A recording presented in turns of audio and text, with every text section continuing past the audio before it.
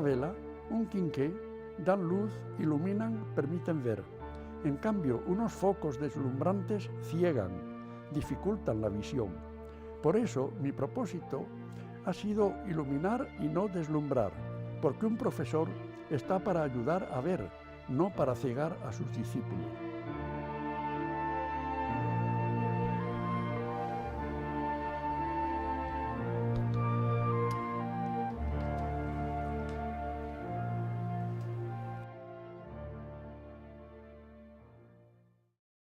A los 3 años ya leía, y tengo que pensar que me enseñaron mis padres porque era yo el hermano mayor y no había otra persona que pudiera hacerlo.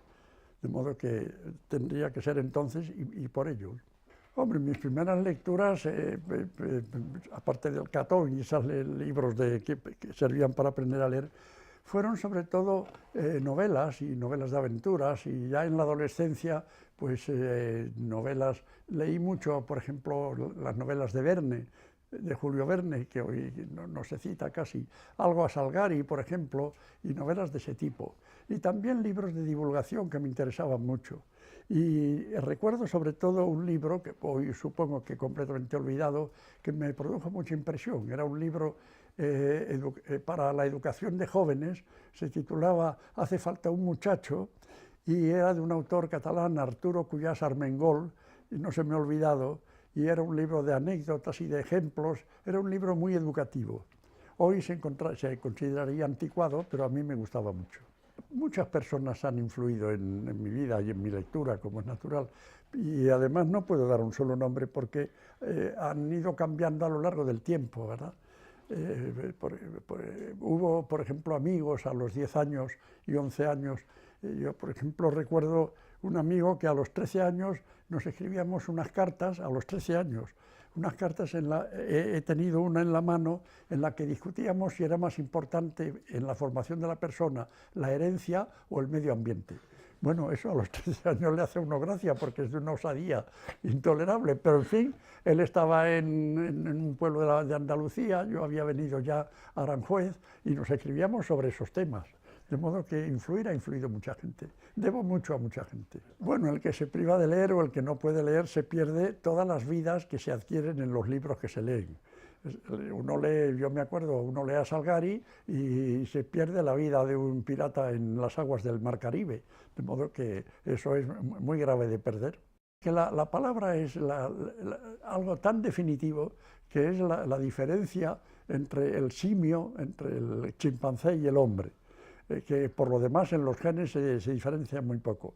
Y la palabra se empleaba como testimonio, como prueba, y decir un hombre de palabra era como decir un hombre de honor.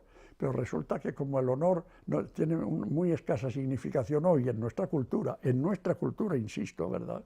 Pues entonces resulta que decir hombre de palabra es casi llamarle charlatán para mucha gente. Pues la verdad que a la lectura, una persona como yo que se dedica a eso, está leyendo prácticamente en cualquier momento. Ahora, ya con más precisión, yo leo todas las noches antes de dormirme. Yo me acuesto temprano, normalmente a las 10 o poco más puedo acostarme, y luego estoy leyendo pues como media hora o una hora, depende. Eso es todos los días. Y también luego tengo una lectura de periódicos al principio de la mañana, que me lleva también algún tiempo. Y luego libros, pues en cuanto tengo tiempo libre, es decir, que no tengo horas, no ficho para leer. ¿Qué lee uno? Eso cambia tantísimo a lo largo del tiempo que no se puede realmente fijar mucho, depende de las épocas. Ya he hablado los de mi adolescencia. Luego vinieron ya otro tipo de novelas, y me interesé muchísimo, por ejemplo, en mi primera juventud, muchísimo por cierta literatura inglesa, la literatura inglesa de los años 30 y también del siglo XIX. Hubo otra época que me leí entero a Baroja, que hoy no se habla de él, a mí me parece un novelista estupendo y me parece completamente injusto. O en esa época también leí bastante de autores del 98 nuestros. Por ejemplo, de Unamuno me acuerdo la impresión enorme que me hizo la vida de Don Quijote y Sancho. yo creo que casi me hizo más impresión que el Quijote mismo, porque como el Quijote de niño me habían obligado a hacer análisis gramatical a base de trozos del Quijote, pues naturalmente eso desanimaba de leer el Quijote a todos los niños, y tenía que pasar mucho tiempo y ponerse uno a leer el Quijote. De modo que los libros de cabecera son muy... Y ahora, en cambio, mis libros de cabecera son, por ejemplo, libros escritos por buenos físicos modernos, cuánticos o biólogos, pero escritos como divulgación, para profanos. Eso es lo que más leo ahora. Cuando recuerdo así libros importantes, yo los vincularía a la edad. Por ejemplo, en mi primera juventud, la Ilíada y la Odisea, Homero, me impresionó muchísimo, me llamó mucho la atención y hasta tomaba notas y todo. Después, alguien que ha sido muy importante por su expresión es Quevedo. Los sonetos de Quevedo son para mí una obra maestra de la literatura de cualquier tiempo, son magistrales. Y actualmente actualmente ya digo que leo otros libros, pero un autor que yo hoy señalaría mucho me parece una pedantería, pero es Schopenhauer. Schopenhauer ha escrito El mundo como voluntad y representación, y para mí ese solo título es todo una definición de filosofía. El mundo es voluntad, querer ser, querer vivir, querer estar, y representación, es decir, interpretar lo que vemos, porque conocerlo no lo conocemos nunca, todos interpretamos. Hablando ya de novelas ya escritas por otras personas, a mí la novela que más envidio es La guerra y la paz de Tolstoy. Me parece la novela magistral no superada. Es tan grande como la creación del mundo.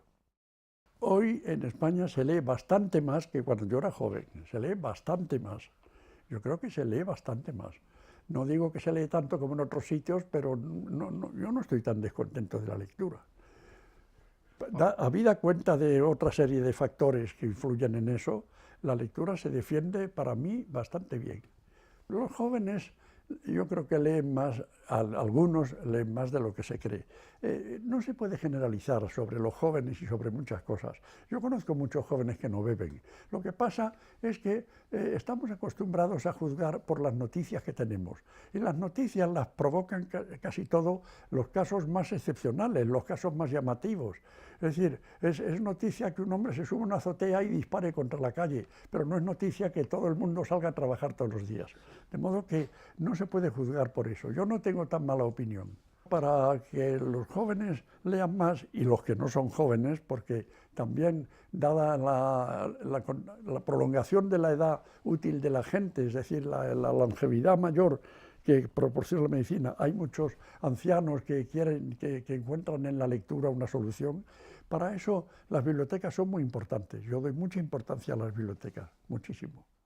Las mujeres están más cerca de la vida que los hombres, más directamente, y son más realistas en el sentido de apreciar lo profundamente importante y no dar tanto valor a cosas superficiales.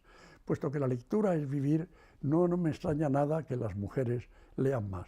Cuando yo tenía 9 años, estaba en un pueblecito, y en el pueblecito se produjo un robo. Y la Guardia Civil intervino y cogió a 3 personas y no sé qué. A mí aquello me impresionó mucho, con mi cosa infantil, y en el pueblecito, como se veía todo, y desde el balcón se veía a la Guardia Civil llevándose a esos 3 personas y tal. Y como vino un individuo, un coplero, ¿no?, que recitaba romances en la plaza, iba de pueblo en pueblo, y a mí me impresionó también mucho el romance, y se me ocurrió hacer un romance. Yo vivía en casa de unos tíos míos. Y no me acuerdo del romance, escribí un romance, malísimo supongo, y no me acuerdo más que de 3 versos finales, que decían: vino la Guardia Civil y se los llevó a los 4 a un huerto con perejil. Bueno, el perejil era porque yo no encontraba nada que pegase con civil, y entonces pues hice lo del perejil. Esa fue mi primera aventura literaria. Si pensamos en la economía como estudio del comportamiento humano, del progreso, del desarrollo, de la creación, etc., entonces estamos muy al lado de la literatura, que se ocupa del comportamiento humano, de las pasiones y de otras cosas. En suma, es una manera de ver al ser humano. Y a mí, en mi economía, me ha ayudado mucho el ser escritor, porque mis libros de economía se podían leer mejor y estaban seguramente mejor razonados. Y a la inversa, en la literatura me ha venido muy bien saber cosas de la economía para contar cosas de aventuras sociales. Si soy más literato que economista o economista que escritor, eso es igual, porque las dos cosas las he ejercido intensamente. La de economista más que como tal, como profesor de economía. Lo que yo he hecho más apasionadamente, además de escribir, es dar clases y hablar con los alumnos y tratar con los alumnos y tratar de educar y de darles no solo lecciones de economía, sino un sentido de la vida. Esto me lo han dicho después muchos que han sido alumnos míos. Me dijeron, íbamos a clase a aprender de la vida. Bueno, pues eso es muy importante. Y realmente ambas cosas son para mí equivalentes en cuanto a intensidad. Para mí, desde hace muchos años, desde mi primera juventud, la vida consiste en hacerse quien se es, porque uno no nace hecho, uno se va haciendo a lo largo de la vida y está haciéndose hasta el final, con lo cual desmiento la tesis de que he sido un maestro en ambas actividades, porque no he sido un maestro nunca en ninguna de las dos, he sido aprendiz en las dos y he disfrutado de las dos y sigo disfrutando como aprendiz en la medida que puedo de las dos. Y la tarea es hacerse quien se es. Yo creí que esto se me había ocurrido a mí cuando yo tenía 20 años, pero luego me enteré que eso lo dijeron los griegos hace casi 2000. No hay nada más importante que dedicarse a hacerse uno quien es, que no sabe quién es, porque se va haciendo a lo largo del tiempo y poco a poco se va uno construyendo. Yo voy teniendo alguna idea de quién soy, pero no lo sé perfectamente bien y me moriré sin saberlo del todo. La literatura y las matemáticas tienen de común, como tantas otras cosas, la vastedad del horizonte al que nos asoma.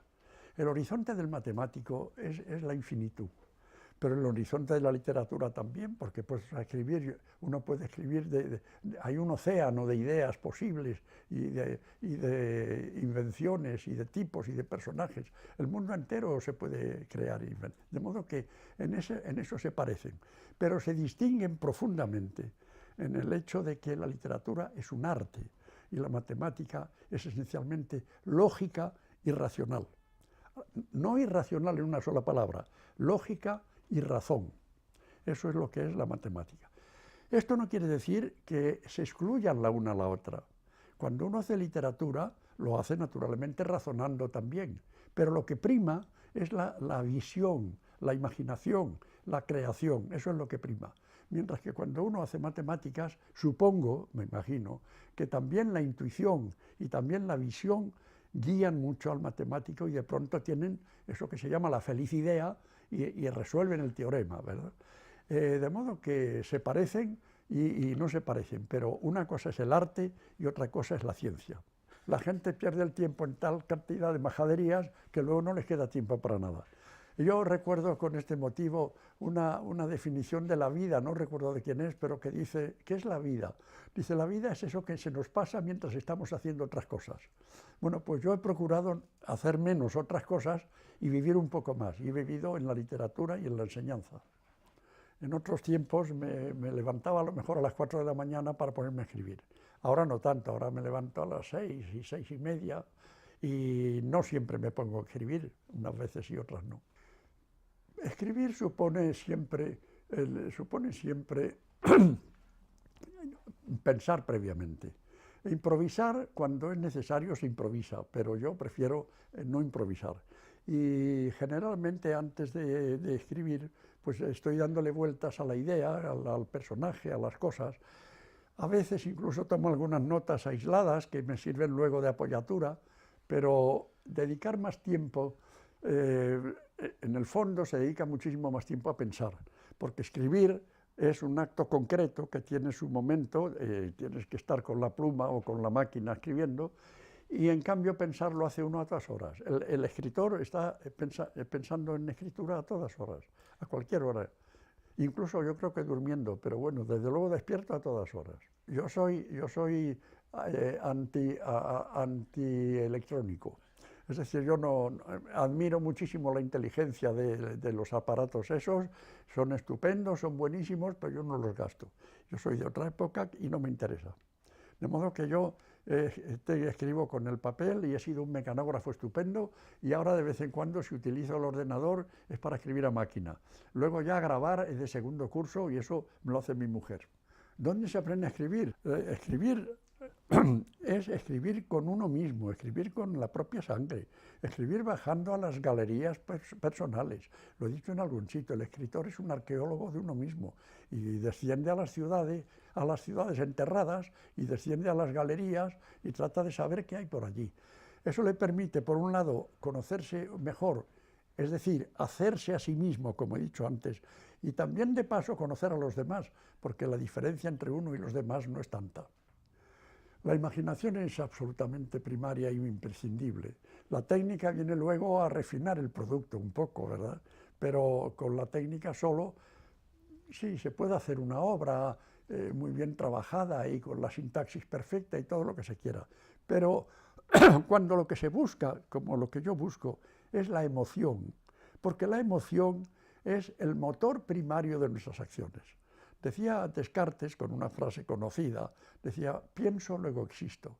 Yo he desechado esa frase desde muy temprano de mi vida, para sustituirla por otra que dice, siento, luego existo.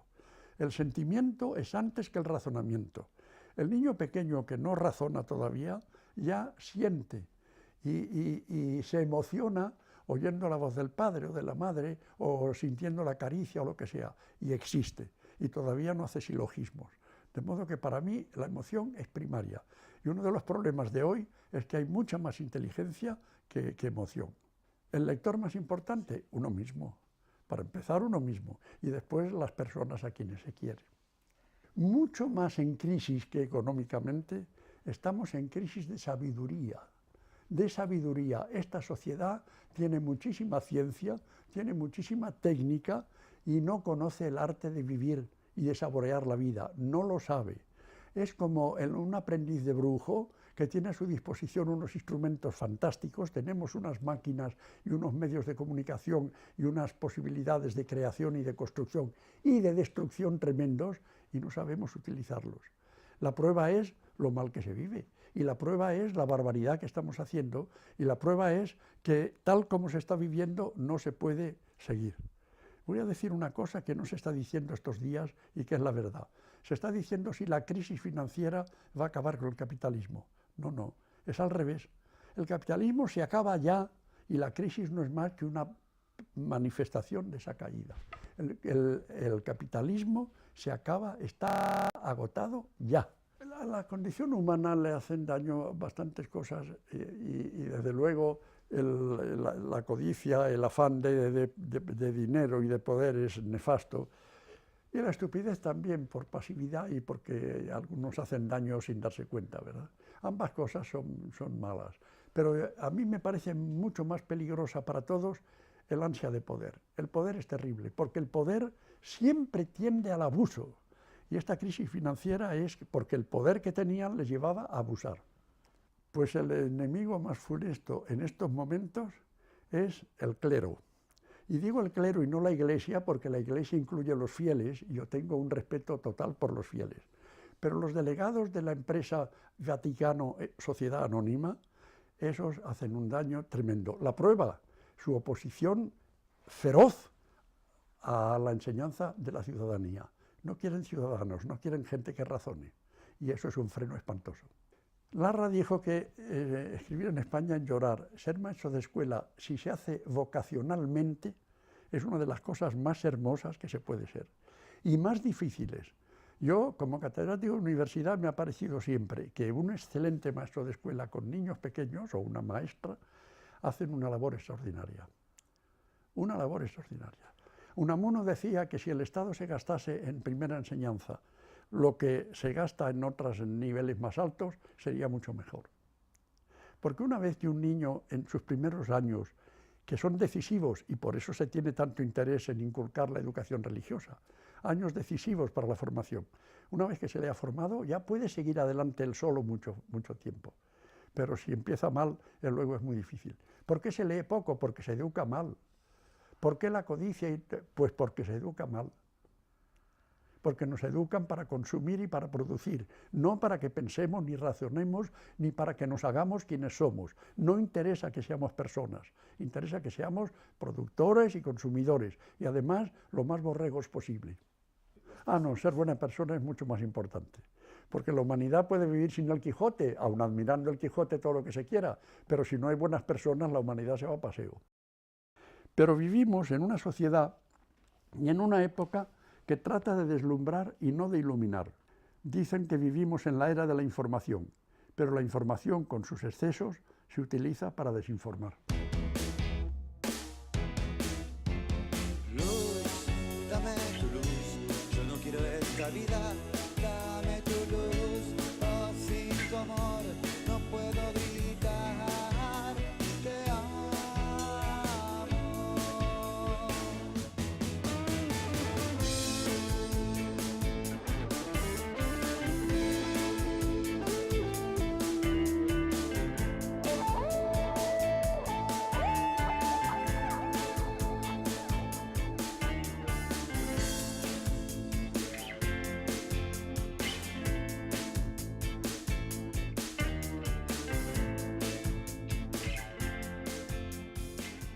Agotado ya.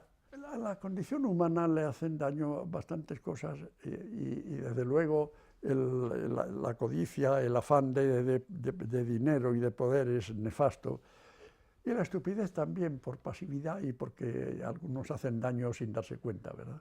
Ambas cosas son malas, pero a mí me parece mucho más peligrosa para todos el ansia de poder. El poder es terrible, porque el poder siempre tiende al abuso. Y esta crisis financiera es porque el poder que tenían les llevaba a abusar. Pues el enemigo más funesto en estos momentos es el clero. Y digo el clero y no la Iglesia, porque la Iglesia incluye a los fieles, y yo tengo un respeto total por los fieles. Pero los delegados de la empresa Vaticano Sociedad Anónima, esos hacen un daño tremendo. La prueba, su oposición feroz a la enseñanza de la ciudadanía.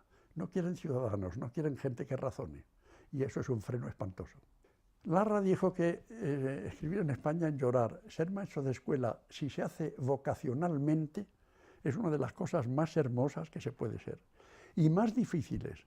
Yo, como catedrático de universidad, me ha parecido siempre que un excelente maestro de escuela con niños pequeños, o una maestra, hacen una labor extraordinaria.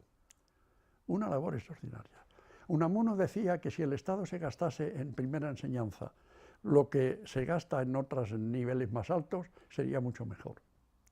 Porque una vez que un niño en sus primeros años, que son decisivos, y por eso se tiene tanto interés en inculcar la educación religiosa, años decisivos para la formación, una vez que se le ha formado, ya puede seguir adelante él solo mucho tiempo. Pero si empieza mal, luego es muy difícil. ¿Por qué se lee poco? Porque se educa mal. ¿Por qué la codicia? Pues porque se educa mal. Porque nos educan para consumir y para producir, no para que pensemos ni razonemos, ni para que nos hagamos quienes somos. No interesa que seamos personas, interesa que seamos productores y consumidores, y además lo más borregos posible. No, ser buena persona es mucho más importante, porque la humanidad puede vivir sin el Quijote, aun admirando el Quijote todo lo que se quiera, pero si no hay buenas personas, la humanidad se va a paseo. Pero vivimos en una sociedad y en una época que trata de deslumbrar y no de iluminar. Dicen que vivimos en la era de la información, pero la información con sus excesos se utiliza para desinformar. Luz, dame tu luz, yo no quiero esta vida,